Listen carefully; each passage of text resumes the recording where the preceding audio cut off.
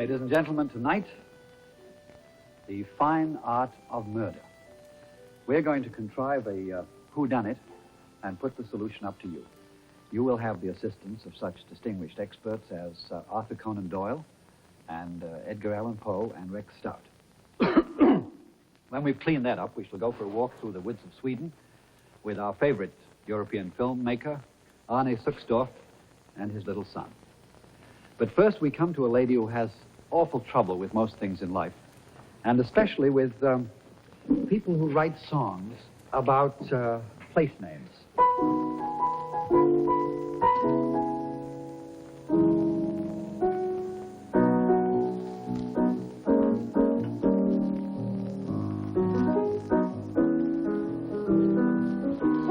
I guess Georgia is much too simple for Miss Alice Pierce.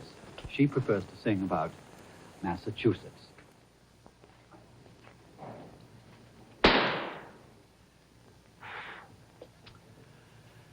I suppose that my favorite murder mystery is one that was written by a friend of mine. And it started in one of those huge libraries that could only be possibly afforded by the kind of man who wouldn't use it. Sitting in a chair was a Peter Arno old character in a plum-colored smoking jacket. The butler comes in and says, "Sir, there's a corpse on the dining room table." And the old man says, "Oh, very well, Jenkins. I'll be right in." Well, this opening was so good that the author just couldn't bear to go on, and he never wrote another line. But we are going to contrive a murder tonight and see it through to the bitter end. Now, Omnibus veterans know that we've always had an avid curiosity in the arts, everything from making jewels to faking antiques, and not least in the art of murder. Murder mysteries, how they are written, constructed, and solved. Now, we need a guide. We need a man who should be pure, but tough, high-minded, but sharp as a whip. And such a man is James Daly. His long career on foreign intrigue has made him a kind of professional sleuth in a bookish sort of way. Now, I think we have all the properties. Jim, is there anything you particularly need? Well, I am expecting a package later on in the evening, Alistair. Could you see that it's delivered to me when it arrives? Absolutely. Thank you. Right. Ladies and gentlemen, our subject under discussion tonight is murder.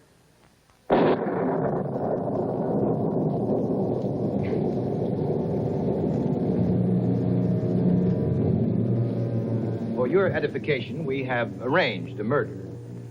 The sort of murder that occurs in mystery novels. Now, those of you who read mystery stories, and who doesn't, will feel right at home in this room. Detective writers dote on rooms like this. The scene which is about to take place here would occur along about, chapter 3 or 4 of a respectable murder mystery. Somewhere in there. What happened to the thunder? Thank you. Must have a butler in these things, you know. And here come the guests to dinner. Mr. Hosea Crandall. Mr. Crandall is our host. He is, of course, a Wall Street broker and munitions tycoon, a man with many millions and many enemies. Miss Jocelyn Crandall. I'm Mr. Crandall's niece and ward. Mr. David P. Branshaw. I happen to be Mr. Crandall's confidential secretary. I am dauntless, fearless, and penniless. Miss Carlotta de Vere.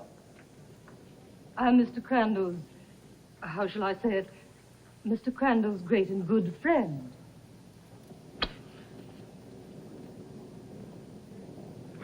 Mr. Gregory Falkenheim. I am a business associate of Mr. Crandall. Good evening. Sit down. Oh, never mind that. You're perfectly capable of sitting down all by yourself. I'm sure of it, sir. Pretty smart, aren't you? Just watch your tongue, young man. Try to remember who pays your salary around here. You ought to take a lesson from Gregory.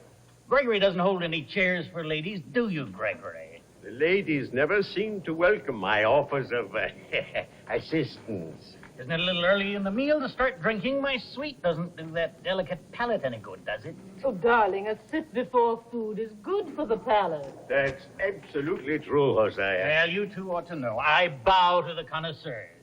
He's being rather hard on his friends, isn't he? Now, don't jump to any conclusions, young man. You want to dump it in my lap? What's the matter with you? Can't you see straight? Sorry, sir. What's this slop? Heron rouge, sir. Huh? What's that in English? Red herring, sir. Well, it's still slop. Give it to them. I can't eat it. Just pass me the almonds. Now then, it has been rather firmly established that Mr. Hosea Crandall is not one of the most amiable men in the world. But there must be more to this than just plain orneriness on Mr. Crandall's part. Much more. Let's listen.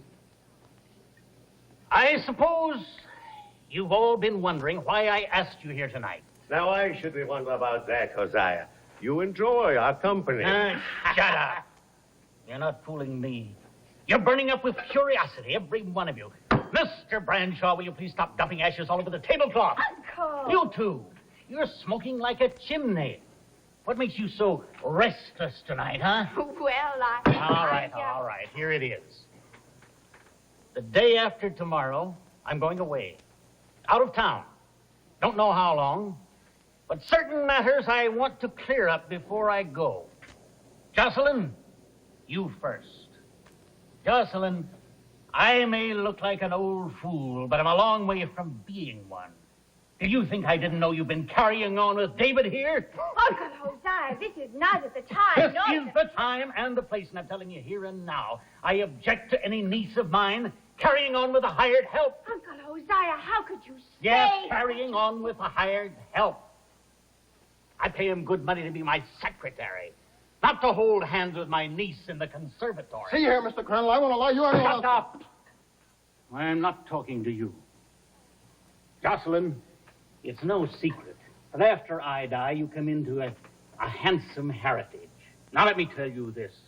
I want this romance broken off completely by the time I leave day after tomorrow, or you don't get a bloody cent. Mr. Crandall, we don't care As for you, young man, I want you out of my house by tomorrow morning, and you're never to lay eyes on my ward again. But we love each other. Where did you learn about love? In the gutter? That's where I found you, and that's right back where you'll be again tomorrow. Why, you... Oh, please, darling, please. Better control that temper, young man. You may do something you'd be sorry for. Now then, Carlotta, my darling. Darling, you're angry and bilious tonight because you've forgotten to take your pills. You know what the doctor said? Every 3 hours, on the dot. This always happens when you forget. There. Now, aren't you glad you have me to remember things like this for you? No, not now. Carlotta, for all the mink and the fancy clothes I've given you, all I've ever asked in return is a little affection. And heaven knows I've had to be content with precious little of it. But there's one more thing I expect, Carlotta, and that's loyalty. How long did you think you could carry on right under my nose with this fat fool? Darling, I swear to you. Well, you're blue in the face, but I have seen the looks you've given him. And who knows what else. All right, all I'm telling you is this. Tomorrow, out, pack up and get. And leave the furs and the jewelry. They belong to me. Hosea, you're making a terrible mistake. Your turn now, Gregory. I'll make it short and sweet. But I have been going over the books. There's money missing. So hear this, Mr. Gregory Falkenheim. You get $300,000 up by tomorrow noon, Hosea, that or will you'll be ruin telling me. your story to the district attorney. Now then, several additional facts have been established. We see now that Mr. Crandall's death would materially benefit everybody at this table. Young man, Sir? will you shut up? Me, sir? Yes, you, barging in here with all this nonsense about murder mysteries, all those television cameras, spoiling my appetite and gab, gab, gab all night long. Sorry, sir. Don't be sorry, just shut up. I'm going to my den for a brandy. If anyone wants a quiet game of chess, you're welcome. But if it's anything else you want, stay out. What was I saying before I was so rudely interrupted? Oh, Mr. Crandall's death would certainly be a boon to everybody here. Another thing that occurs to me after spending the last few minutes in the delightful company of Mr. Hosea Crandall is that anybody who takes it in his hands to do bodily harm to Mr. Crandall might be performing not only a favor to these few gathered here, but a sort of public service. Because it must be apparent to one and all, to people who read detective stories as well as to people who don't, that Mr. Hosea Crandall is about to be bumped off.